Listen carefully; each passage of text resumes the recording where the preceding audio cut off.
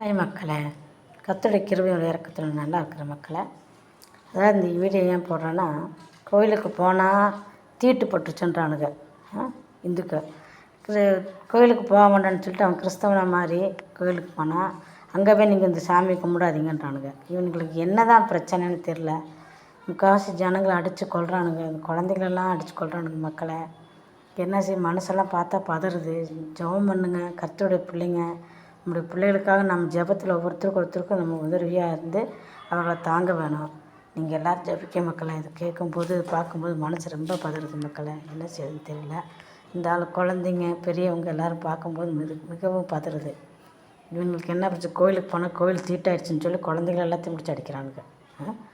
உள்ள தீட்டு இல்லை, இவங்க எப்படியோ போங்கடான்ட்டு இவங்க பாட்டுக்கு இவங்க பக்கம் ஒரு தெய்வத்தை கும்பிட்டு இவங்க பக்கம் போனால் அங்கே போகாதீங்கன்னு சொல்லி அடிக்கிறானுங்க. சரியா பைத்தியக்கார நாய்களாக இருக்கானுங்க. என்ன பண்ணுறது?